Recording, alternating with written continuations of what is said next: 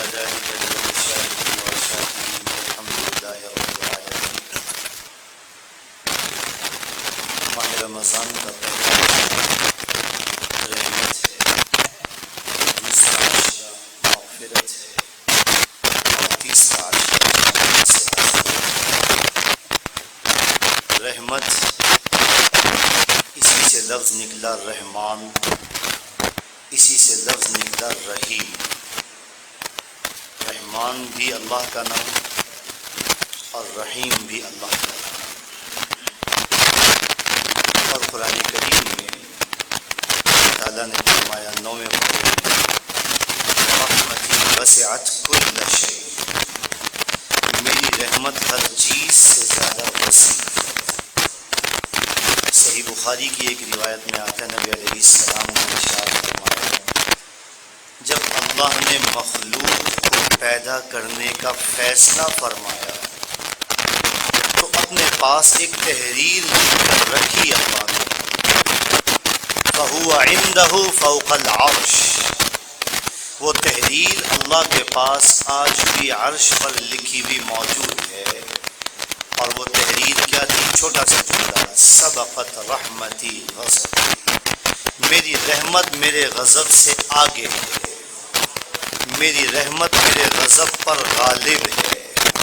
7ویں پارے میں فرمایا کتب علی نفسہ الرحمہ، کتب ربکم علی نفسہ الرحمہ، تمہارے رب نے اپنے اوپر رحمت کرنے کو لازم کر لیا، تمہارے رب نے اپنے اوپر رحمت کو لازم کر دیا۔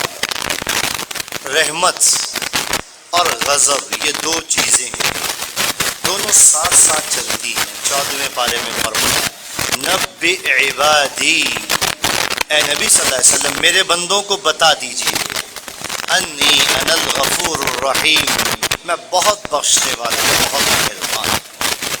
وان عذابی هو العذاب الالیم، میری پکڑ بھی بڑی سخت ہے۔ اللہ نے اپنی رحمت کا ذکر فرمایا۔ یہ جو آیت میں نے شروع میں آپ کے سامنے پڑھی، یا عبادی الذین اسرفوا علی انفسہم، اے میرے بندو جنہوں نے اپنی جانوں پر ظلم کیا، گناہ کر کے، نافرمانی کر کے، معصیت کر کے، لا تقنطوا من رحمت اللہ، اللہ کی رحمت سے مایوس نہ ہونا۔ اللہ نے اپنے فضل سے ہمیں یہ رمضان کا مہینہ عطا فرمایا ہے، رمضان کا پہلا عشرہ عطا فرمایا۔ یہ پہلا عشرہ رحمت کا ہے، اور اس میں اللہ کی رحمت برس رہی ہے، موسلا دھار بارش کی طرح برس رہی ہے۔ ہم دیکھتے ہیں یہ رحمت عام زندگی میں بھی ہمیں نظر آتی ہے۔ ایک تو اللہ کی رحمت ہے، ایک بندوں کے اندر بھی ہمیں رحمت نظر آتی ہے۔ بندے انسان ایک دوسرے کے اوپر رحم کرتے ہیں، والدین اپنی اولاد پر رحم کرتے ہیں۔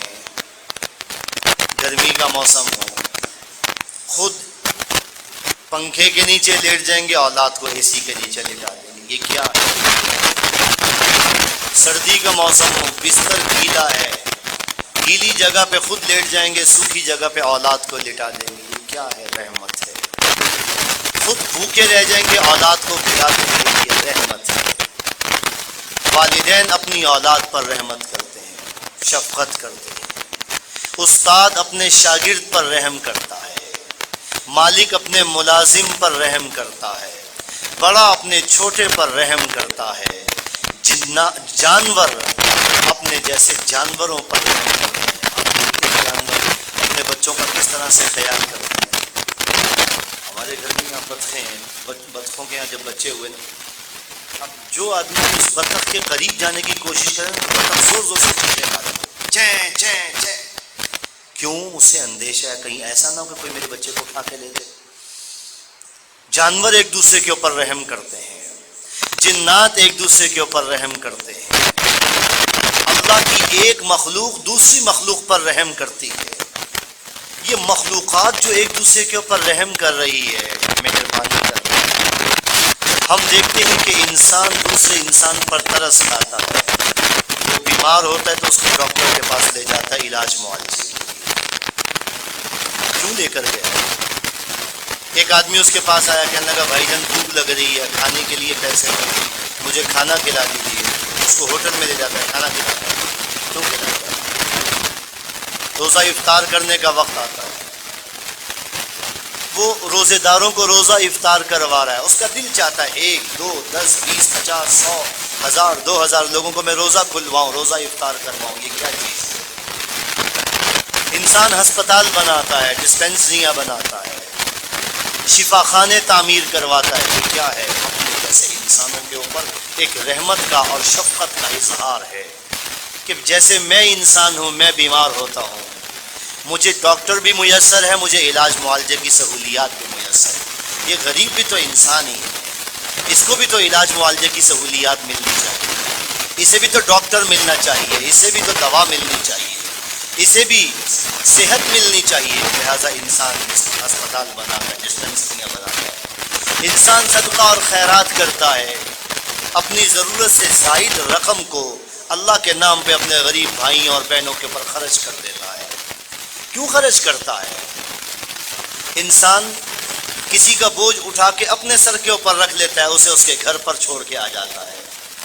انسان کسی کو قرضہ دیتا ہے، قرضہ دے کے بعد میں معاف کر دیتا ہے، چلو کوئی بات نہیں۔ انسان کو اپنے سگے باپ اور سگے بیٹے کے قاتل پر دسترس ملتی ہے، انسان معاف کر دیتا ہے، جا میں نے یہ کیا چیزیں ہیں؟ انسان دسترس ملنے کے باوجود ظالم کو معاف کر دیتا ہے، جا میں نے تجھے اللہ کی رضا کے لیے معاف کیا۔ انسان اپنے حقوق کو اپنے پاؤں تلے روندنے والے انسان پر دسترس پانے کے بعد بھی اپنے سینے کو سمندر سے زیادہ وسیع کر کے اس کو معاف کر دیتا ہے۔ بڑی اذیتیں پہنچائیں اس نے، بڑی تکلیفیں پہنچائیں اس نے، بڑا دل دکھایا اس نے، بڑی بدزبانی کی، لیکن جب اسے اس کے اوپر دسترس حاصل ہوئی، اس نے اس کو معاف کر دیا، کیا میں نے تجھے معاف کیا، جو کچھ ہوا سب اللہ کی رضا کے لیے میں نے تجھے معاف کیا۔ یہ کیا چیز ہے؟ انسان اپنے جیسے انسانوں کے اوپر ترس کھاتا ہے، ادارے وجود میں آ جاتے ہیں، انسان اپنے جیسے انسانوں کے اوپر ترس کھاتا ہے، رحمت کرتا ہے، رحم کھاتا ہے، تو صلہ رحمی وجود میں آتی ہے۔ انسان اپنے عزیزوں کے ساتھ، اپنے رشتہ داروں کے ساتھ، اپنے قریبی دوستوں کے ساتھ، اپنے متعلقین کے ساتھ ان کی ضروریات کا خیال کرتا ہے، ان کے ساتھ بھلائی کا معاملہ کرتا ہے۔ یہ رحمت کا ایک اثر ہے جو ہمیں ساری دنیا میں بکھرا ہوا نظر آتا ہے۔ یہ کیا چیز ہے میں آپ کو آج بتاتا ہوں۔ روایت میں آتا ہے نبی علیہ السلام نے ارشاد فرمایا، اللہ نے رحمت کو پیدا کر کے اس کو 100 حصوں میں تقسیم کیا۔ رحمت کو اللہ نے 100 حصوں میں تقسیم کیا، اور ان 100 حصوں میں سے صرف ایک حصہ اللہ نے زمین پر نازل کیا ہے، باقی 99 حصے اللہ نے اپنے پاس ذخیرہ کر کے رکھے ہوئے ہیں۔ لیکن یہ ایک رحمت ہے، جس ایک رحمت کا کچھ تھوڑا سا نمونہ میں نے آپ کو دکھایا۔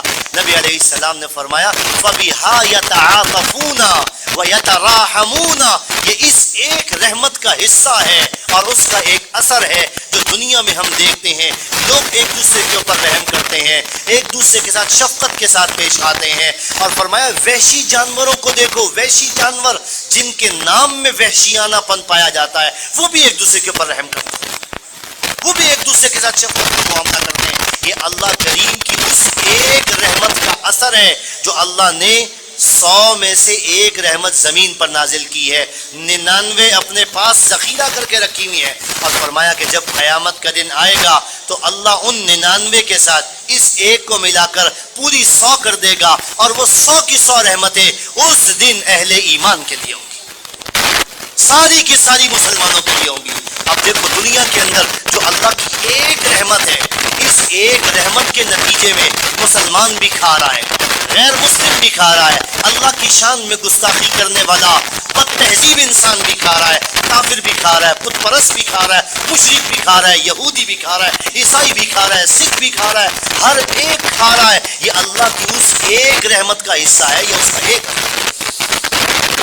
دیکھتے دنیا میں بڑے بڑے مالدار پائے جاتے ہیں، یہ بڑے بڑے مالدار، اگر اللہ کی رحمت کا یہ اثر نہ ہوتا کافر کو دنیا میں پانی کا ایک گھونٹ بھی نہ ملتا۔ یہ اللہ کی اس رحمت کا اثر ہے، کافروں پر بھی برس رہی ہے، غیر مسلم بھی اس سے سے فائدہ اٹھا رہے ہیں، اور مسلمانوں پر تو ہے ہی اللہ۔ یہ ایک رحمت ہے۔ اب اندازہ لگاؤ کہ جب ایک رحمت اتنی زیادہ عام اور اتنی زیادہ وسیع ہے، قرآن کہہ رہا ہے وَرَحْمَتِي وَسِعَتْ كُلَّ شَيْءٍ، میری رحمت ہر چیز سے زیادہ وسیع ہے۔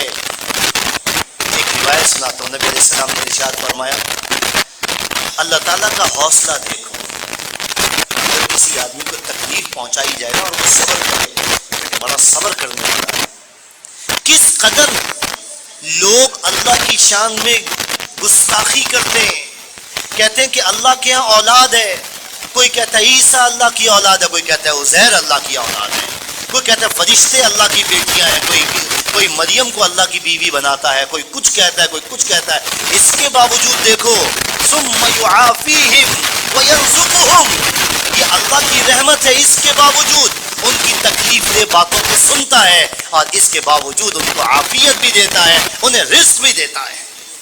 یہ اللہ کی اس ایک رحمت کا اثر ہے جو دنیا والوں پر اللہ نے نازل فرمائی ہے۔ اس ایک رحمت کے اثرات ساری دنیا میں ہمیں نظر آ رہے ہیں۔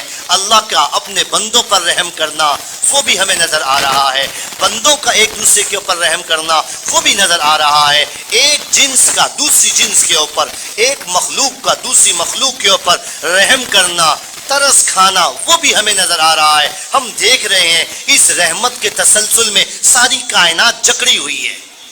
کسی نہ کسی درجے میں سنگ دل سے سنگ دل آدمی بھی ہو، کبھی نہ کبھی اسے کسی نہ کسی پر ترس آ ہی جاتا ہے۔ وہ اسرائیل جسے اللہ نے لوگوں کی روحیں قبض کرنے کے لیے مقرر کیا ہے، جس کا کام ہی بندوں کی روحیں قبض کرنا ہے، اللہ کریم نے ایک مرتبہ پوچھا اسرائیل تجھے اتنا عرصہ ہو گیا لوگوں کی روحیں نکالتے ہوئے، کبھی کسی پر ترس بھی آیا تجھے؟ تو اسرائیل نے بھی بتایا کہ ہاں پروردگار مجھے 2 بندوں پہ ترس آیا تھا، مجھے 2 بندوں پہ ترس آیا تھا۔ ایک وہ بندہ جس نے بڑی محبت سے، بڑی چاہت سے اور بڑی توانائیاں صرف کر کے دنیا میں جنت کا نمونہ بنایا تھا، جب وہ اپنی بنائی ہوئی جنت کے دروازے پر پہنچا، اس کا ایک پاؤں رکاب میں تھا اور ایک پاؤں زمین پہ تھا، آپ کی طرف سے حکم آیا اس کی روح قبض کر لو۔ مجھے بڑا ترس آیا، اس نے اتنی محنت کر کے جنت بنائی، دیکھنے کی توفیق بھی نہیں ہو سکی، بڑا ترس آیا تھا مجھے۔ اسرائیل جس کا کام ہی لوگوں کی روحیں قبض کرنا ہے، اس کو بھی بندوں پر ترس آ جاتا ہے، یہ بھی اللہ کی اس ایک رحمت کا حصہ ہے۔ باقی 99 رحمتیں جو اللہ نے اپنے پاس جمع کر کے رکھی ہیں، اندازہ لگا لو کہ ان رحمتوں کا کتنا وسیع اثر ہوگا۔ اسی وجہ سے تو روایات میں آتا ہے نا کہ نبی علیہ السلام نے ارشاد فرمایا جنت کے 100 درجے ہیں، 100 درجے، اور ہر 2 درجوں کے درمیان اتنا فاصلہ ہے جتنا آسمان اور زمین کے درمیان فاصلہ ہے، اور سب سے جو اوپر والی جنت ہے اس کے اوپر پھر کوئی اور جنت نہیں، اللہ کا عرش ہے۔ یہ 100 جنتیں یوں سمجھو کہ اللہ کی 100 رحمتوں کے مرکز ہیں۔ جس آدمی کا جتنا درجہ نیچے ہوگا، مثال کے طور پر ایک آدمی کو اللہ کی رحمت کا ایک حصہ ملا، وہ جنت کے پہلے درجے میں ہوگا۔ جس کو 50واں حصہ ملا وہ جنت کے 50ویں درجے میں ہوگا، اور سب سے اوپر اس کا درجہ ہوگا جس کو اللہ کی رحمت کا سب سے زیادہ حصہ ملا ہوگا، وہ ہے جنت الفردوس۔ اس کے اوپر رب کریم کا عرش ہے۔ تو اللہ اپنے بندوں پر رحم فرماتا ہے۔ یہاں ایک چھوٹی سی بات میں اور آپ کو بتاتا ہوں، پھر اس کے بعد 1-2 حدیثیں مجھے آپ سے نقل کرنی، جس کے لیے میں نے یہ لمبی تمہید باندھی آپ کے سامنے۔ آپ دیکھیں، آپ نے روایات میں سنا ہوگا نبی علیہ السلام نے ارشاد فرمایا یہ جو دنیا کی آگ ہے نا، دنیا کی آگ، یہ جہنم کی آگ کا 69واں جز ہے، 70واں جز ہے۔ مطلب جہنم کی عذاب کو 70 درجوں پر اگر تقسیم کیا جائے تو ان میں سے دنیا کی آگ صرف ایک حصہ ہے۔ اللہ کا عذاب جہنم کی شکل میں جو تیار کیا گیا ہے وہ 70 گنا زیادہ ہے دنیا کی آگ سے۔ مطلب دنیا کی آگ آپ دیکھتے ہیں، ذرا سی انگلی آپ آگ میں رکھیں نا تو آپ کی انگلی جل جائے گی۔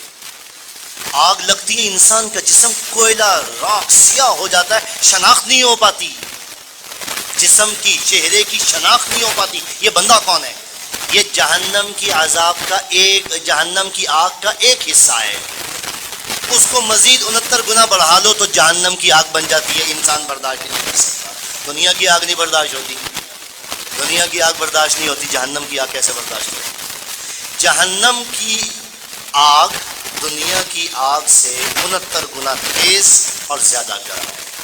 اس کا مطلب یہ ہوگا کہ جہنم میں اللہ کا عذاب کتنے گنا ہے؟ 70 گنا۔ اور ادھر رحمت میں نے کیا ذکر کیا؟ اللہ نے کتنی رحمتیں پیدا کی ہیں؟ 100۔ تو اگر ایک عذاب کے بدلے میں ایک رحمت کو لے کر آؤ تو 70 کے مقابلے میں 70 رحمتیں آ گئیں، اور پھر 70 سے اوپر 30 رحمتیں مزید ہیں۔ اللہ کا عذاب اگر 70 گنا ہے تو اللہ کی رحمت 100 گنا ہے۔ اللہ کا عذاب اگر جہنم کے اندر 70 گنا ہے تو اللہ کی رحمت جنت کے اندر 100 گنا ہے۔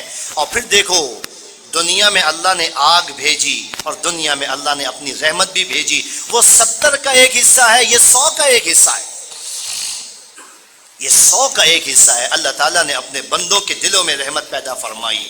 اللہ اپنے بندوں پر رحم کرنے والا ہے اور بڑا مہربان اور بڑی شفقت کرنے والا ہے۔ یہ اللہ نے ہم کو رمضان کا پہلا عشرہ عطا فرمایا، یہ رحمت کا عشرہ ہے۔ اس رحمت کے عشرے میں ہمیں اللہ سے رحمت مانگنی ہے اور ہمیں اللہ سے رحمت لینی ہے۔ رحمت کو لینے کے طریقے ہیں۔ رسول اکرم صلی اللہ علیہ وسلم ایک مرتبہ بیٹھے ہوئے تھے، ایک آدمی آیا، اس کی چادر میں نا کچھ پرندے تھے، ان کی چیں چیں کی آواز آ رہی تھی۔ نبی علیہ السلام نے اس سے پوچھا، بھائی یہ چادر میں کیا ہے جس کی آوازیں آ رہی ہیں؟ اس نے بتایا، یا رسول اللہ یہ کچھ پرندے ہیں جو میں نے پکڑے ہیں۔ فرمایا کیوں؟ کہنے لگا جی اصل میں بات یہ ہے کہ میں ایک درخت کے نیچے بیٹھا ہوا تھا، وہاں پر یہ کچھ پرندے بیٹھے ہوئے تھے، میں نے ان کو پکڑ لیا اپنی چادر میں نا، میں نے چادر ڈالی اور چادر میں پکڑ لیا میں نے ان کو۔ تھوڑی دیر کے بعد میں نے دیکھا کہ ان پرندوں کی ماں تلاش کرتے کرتے کرتے یہاں میرے پاس پہنچ گئی، اور جب اس نے ان پرندوں کی میری چادر میں سے آواز سنی تو وہ اس چادر کے اوپر منڈلانے لگی۔ ان پرندوں کی ماں اس چادر کے اوپر منڈلانے لگی۔ میں نے جب دیکھا تو میں نے چادر کھول لی۔ میں نے جیسے ہی چادر کھولی وہ ان پرندوں کی ماں اپنے بچوں کے اوپر گر پڑی۔ میں نے فوراً چادر کو لپیٹ کر میں آپ کے پاس لے آیا ہوں۔ اب اس چادر میں وہ پرندے بھی ہیں اور ان کی ماں بھی ہے۔ میں اس کی ماں کو چھوڑنا چاہتا ہوں لیکن ماں جاتی نہیں ہے ان پرندوں کی۔ ان پرندوں کی ماں اپنے بچوں کو چھوڑ کر جانے کے لیے تیار نہیں ہے، وہ نہیں جانا چاہتی۔ نبی علیہ السلام نے ان صحابی کو تلقین فرمائی کہ جہاں سے یہ پرندے لے کر آئے ہو وہیں پر واپس چھوڑ آؤ۔ صحابہ کرام کی طرف متوجہ ہو کر فرمایا، ذرا یہ تو بتاؤ کیا تمہیں تعجب ہو رہا ہے اس بات کے اوپر کہ یہ پرندوں کی ماں اپنے پرندوں کے اوپر، اپنے بچوں کے اوپر کس قدر مہربان ہے کہ جب اس کو معلوم ہوا کہ میرے بچے مصیبت میں ہیں، کسی نے ان کو گرفتار کر لیا ہے، تو وہ فوراً تلاش کرتی کرتی ان بچوں تک پہنچ گئی، اور جیسے ہی تم نے چادر کا منہ کھولا تو وہ اپنے بچوں کے اوپر گر پڑی۔ یہ کیا ہے؟ ان پرندوں کی ماں کا اپنے بچوں کے ساتھ شفقت کا، محبت کا اور رحمت کا اظہار ہے۔ تمہیں تعجب ہو رہا ہے اس بات کے اوپر؟ فرمایا یاد رکھو جتنا اس پرندوں کی ماں کو اپنے بچوں کے ساتھ شفقت اور محبت اور رحمت ہے، اللہ کریم اپنے بندوں سے اس سے زیادہ محبت کرتا ہے۔ اللہ اپنے بندوں پر اس سے زیادہ مہربان ہے۔ اللہ کی رحمت، اللہ کی محبت اور اللہ کی شفقت اس سے کئی گنا زیادہ وسیع ہے۔ ایک غزوے میں نبی اسلام تشریف لے جا رہے تھے، ایک عورت ساتھ تھی۔ اس عورت کا کوئی بچہ گم ہو گیا تھا، اس عورت کا بچہ گم ہو گیا تھا۔ قیدیوں میں نا کچھ بچے آئے۔ اب اس عورت کی دیوانگی کا عالم یہ کہ کبھی اس بچے کو پکڑے اس کو دودھ پلائے، کبھی اس بچے کو پکڑے دودھ پلائے، کبھی اس بچے کو پکڑے دودھ پلائے۔ بچہ اس کا نہیں ہے، اپنا بچہ گم ہوا ہے، اپنے بچے کو تلاش کر رہی ہے، اور بچہ کوئی بھی نظر آتا ہے اسے پکڑتی ہے، اپنے سینے سے لگاتی ہے، اسے دودھ پلاتی ہے۔ اس کی مامتا کو تھوڑی سی تسکین ہو جاتی ہے، تھوڑی سی اس کو ٹھنڈک پہنچ جاتی ہے۔ نبی علیہ السلام دیکھ رہے تھے اس عورت کو، کبھی اس بچے کو اٹھاتی ہے، کبھی اس بچے کو اٹھاتی ہے۔ فرمایا دیکھا تم نے یہ عورت اس بچے کے اوپر جتنی شفیق اور مہربان ہے، اللہ اس سے کئی گنا زیادہ اپنے بندوں کے اوپر شفیق اور مہربان ہے۔ ایک سفر میں تشریف لے جا رہے تھے، بڑی عجیب روایت ہے۔ سفر میں تشریف لے جا رہے تھے، صحابہ کرام ہمراہ تھے۔ چلتے چلتے چلتے چلتے ایک جگہ پر گزر ہوا، کچھ لوگ نظر آئے، کوئی جو ہے وہ دیہاتی لوگ ہوں گے. نبی علیہ السلام نے وہاں پر پڑاؤ کیا. کچھ لوگوں کو دیکھا کہ وہاں پر موجود ہیں. پوچھا بھی آپ لوگ کون ہیں؟ لوگوں نے بتایا کہ جی ہم مسلمان ہیں، کلمہ گو ہیں. فرمایا بہت اچھا. لوگوں نے نبی علیہ السلام کو دیکھا ہوا نہیں تھا. ان لوگوں نے نبی علیہ السلام کو دیکھا ہوا نہیں تھا. پوچھا کہ آپ کون ہیں؟ فرمایا میں اللہ کا رسول ہوں، جس کے اوپر تم نے ایمان قبول کیا، کلمہ پڑھا نا جس کا، میں وہ ہوں، انا رسول اللہ. وہ لوگ بڑے خوش ہوئے کہ نبی علیہ السلام ہمارے پاس تشریف لائے ہیں. نبی علیہ السلام وہیں پر موجود تھے تو دیکھا کہ وہاں پر نا ایک عورت ہے، کھانا پکا رہی ہے.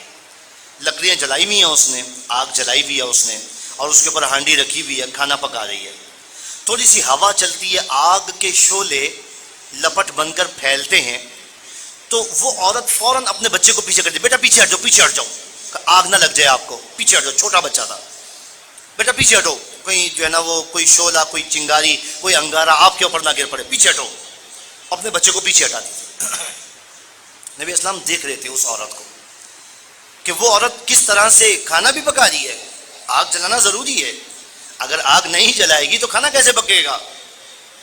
آگ جلانا ضروری ہے. اگر آگ نہیں جلے گی تو سرکشوں کو سزا کیسے ملے گی؟ آگ جلانا ضروری ہے. دنیا میں انصاف نہیں ہوتا، انصاف ضروری ہے، لیکن ساتھ ساتھ بچوں کو بچانا بھی ضروری ہے. آپ نے دیکھا کبھی اپنے گھر کے اندر کسی خاتون نے، ماں نے، بہن نے، بیٹی نے چھوٹے بچے کو، چھوٹا بچہ ضد کر رہا ہے، وہ کہتا ہے کہ جی مجھے چھری پکڑا دیں، دیتے ہیں چھری اس کے ہاتھ میں. چھری ضروری ہے گھر کے اندر. چھری ہوگی تو جو ہے وہ سبزی کاٹیں گے نا، چھری ہوگی تو اپنا کام کاج کریں گے. لیکن بچے کے ہاتھ میں چھری دیتے ہیں؟ نہیں دیتے. گھر میں ٹیوب لائٹ کا ہونا ضروری ہے. نہیں ہوگی تو کیا ہوگا؟ اندھیرا ہوگا. لیکن بچہ اگر یہ کہے کہ جلتا ہوا بلب میں نے پکڑنا تو پکڑاتے ہیں اس کے ہاتھ میں؟ نہیں پکڑاتے. بلب بھی ہونا ضروری ہے، لائٹ ہونا ضروری ہے تاکہ گھر میں روشنی ہو، اندھیرا نہ ہو، اجالا ہو. لیکن بچوں کی پہنچ سے اس کو دور رکھنا بھی ضروری ہے. آپ دیکھتے ہیں نا ڈاکٹر دوا دیتے ہیں اور اس دوا کے اوپر لکھا ہوا ہوتا ہے بچوں کی پہنچ سے دور رکھیں. دوا کا ہونا بھی ضروری ہے تاکہ صحت مل جائے، اور بچوں کی پہنچ سے دور رکھنا بھی ضروری ہے تاکہ بچوں کو نقصان نہ ہو جائے. چھوٹا بچہ 8 سال کا، 9 سال کا، 10 سال کا آپ سے کہتا ہے کہ میں نے یہ جو نہر والا روڈ ہے نا اس کے اوپر میں نے موٹر سائیکل چلانی ہے، سائیکل چلانی ہے. تو 8-9 سال کا بچہ سائیکل چلانا جانتا ہے، لیکن وہ آپ سے کہتا ہے کہ جی میں نے نہر والے روڈ کے اوپر سائیکل چلانی ہے. آپ چلانے دیتے ہیں اس کو؟ نہیں دیتے. کیوں؟ سائیکل چلانا ضروری ہے، سائیکل چلانی آنی چاہیے، لیکن نہر کے اوپر، نہر والے روڈ کے اوپر نہیں چلانے دیتے. کیوں؟ کہیں ایسا نہ ہو کہ کوئی تیز رفتار سواری آئے اور وہ ٹکر مار دے اور بچے کا نقصان ہو جائے. آپ بچے کے مفاد کو عزیز رکھتے ہیں، جو ضرورت کی چیز ہے وہ بھی گھر میں رکھتے ہیں، لیکن ساتھ ساتھ بچوں کا خیال بھی رکھتے ہیں کہ کہیں نقصان نہ ہو جائے، کوئی تکلیف نہ پہنچ جائے، کوئی اس کا یعنی غلط رد عمل سامنے نہ آ جائے. وہ عورت بھی آگ بھی جلا رہی تھی، کھانا پکانا ضروری تھا، لیکن ساتھ ساتھ بچے کو بھی اس کی پہنچ سے اس نے دور رکھا ہوا تھا اور بچے کو اس کے قریب نہیں جانی رہتی تھی. اس عورت کو بھی کسی نے بتایا کہ رسول اللہ صلی اللہ علیہ وسلم تشریف لائے ہیں. وہ جو قافلہ ٹھہرا ہوا ہے نا اس قافلے میں رسول اللہ صلی اللہ علیہ وسلم بھی تشریف رکھتے ہیں. وہ عورت وہاں سے اٹھی اور وہ چلتی ہوئے نبی اسلام کے پاس آ گئی. اس نے آ کر پوچھا انت رسول اللہ، کیا آپ اللہ کے پیغمبر ہیں؟ مجھے پتہ چلا ہے کہ ہمارے پیغمبر یہاں پہ تشریف لائے ہیں، آپ اللہ کے پیغمبر ہیں؟ فرمایا ہاں انا رسول اللہ، میں اللہ کا پیغمبر ہوں، میں ہی اللہ کا پیغمبر ہوں جس کا تم نے کلمہ پڑھا ہے اور جس کے اوپر تم ایمان لے کر آئی ہو. کہنے لگی ایک سوال میں نے آپ سے پوچھنا ہے. وہ عورت ہے، اس نے سوال کیا پوچھا؟ بڑے بڑے دانشوروں کی دانش یہاں پر آ کر فیل ہو جاتی ہے. اس عورت نے سوال پوچھا، یہ بتائیے یہ میں نے آگ جلائی ہوئی ہے کھانا پکانے کے لیے، روٹی پکانے کے لیے، میرا بچہ چھوٹا بچہ، معصوم بچہ، میں اس کو آگ سے بچاتی ہوں، میں اپنے بچے کو آگ میں ڈالنے کے لیے تیار نہیں ہوں. اللہ اپنے بندوں پر کتنا مہربان ہے. فرمایا اللہ کی رحمت کا کیا انداز ہے بھائی، اللہ کی رحمت تو 70 ماؤں سے بڑھ کر زیادہ ہے. اس عورت نے کہا میں انسان ہو کر اپنی اولاد کو اپنے ہاتھوں سے دنیا کی آگ میں نہیں ڈال سکتی، میرا رب جو رحمان اور رحیم ہے وہ اپنے بندوں کو جہنم کی آگ میں کیسے ڈالے گا؟ میرا رب جو رحمان بھی ہے اور رحیم بھی ہے اور وہ اپنے کلام میں فرماتا ہے لا تقنطوا من رحمت اللہ، اللہ کی رحمت سے مایوس نہ ہونا۔ وہ اپنے بندوں کو جن کو اس نے اپنے دست قدرت سے پیدا کیا، وہ اپنے بندوں کو اپنی پیدا کی ہوئی جہنم کی آگ میں ڈال کر خوش ہوگا۔ روایات میں آتا ہے نبی علیہ السلام نے سر جھکا لیا، آنکھوں سے آنسو جاری ہو گئے۔ کتنی بڑی بات کہہ دی اس عورت نے کہ ایک عورت انسان ہو کر اپنی اولاد کو تکلیف میں نہیں دیکھ سکتی، آگ میں نہیں ڈال سکتی۔ وہ رب العالمین جس نے 100 رحمتیں پیدا کی اور 100 کی 100 رحمتوں کا وہ اکیلا مالک ہے، اور اس کی ایک رحمت کا اثر ہم ساری دنیا میں دیکھ رہے ہیں کہ وہ ساری دنیا کے لوگ ایک دوسرے کے اوپر رحم کر رہے ہیں، اور وہ اپنے بندوں کے اوپر رحم کر رہا ہے۔ جس کے پاس 100 رحمتیں ہیں وہ بھلا اپنے بندوں کو عذاب میں مبتلا کر کے آگ میں ڈال کر کیا وہ خوش ہو جائے گا؟ اس لیے فرمایا نبی علیہ السلام نے نہیں، اللہ اپنے بندوں کو آگ میں ڈال کر خوش نہیں ہوتا۔ جو ہے ہی سرکش، جس کی فطرت میں سرکشی ہے اور وہ اپنی فطری سرکشی سے باز نہیں آ رہا اور اللہ کے حکم کو نہیں مان رہا، نافرمانی کے راستے پر چل رہا ہے، اللہ اپنے بندوں کو عذاب دے کر خوش نہیں ہوتا۔ ما یفعل اللہ بعذابکم ان شکرتم وآمنتم، اگر تم شکر کرو، اگر تم ایمان لے آؤ، اللہ تمہیں سزا دے کر کیا کرے گا؟ اللہ کی رحمت ہر چیز سے زیادہ وسیع ہے، اور اس کی رحمت ہر چیز پر غالب ہے، اس کا غضب مغلوب ہے اور اس کی رحمت غالب ہے۔ اس رحمت کو حاصل کرنے کے لیے اللہ نے ہمیں رمضان کا یہ پہلا عشرہ عطا فرمایا ہے۔ کوشش کرو میرے بھائیو، اس رحمت کو جتنا زیادہ سے زیادہ اپنے لیے سمیٹ سکتے ہو، اپنی جھولیاں پھیلا لو اور اللہ کے سامنے عاجزی کے ساتھ اللہ کی رحمت کا سوال کرو۔ اللہ اپنی رحمت کے مرکز میں بٹھا کر اپنی رحمت سے محروم کر دے، یہ اللہ کی شان کریمی کے خلاف ہے۔ اللہ ضرور اپنی رحمت نازل فرمائے گا۔ اللہ مجھے بھی اور آپ کو بھی عمل کی توفیق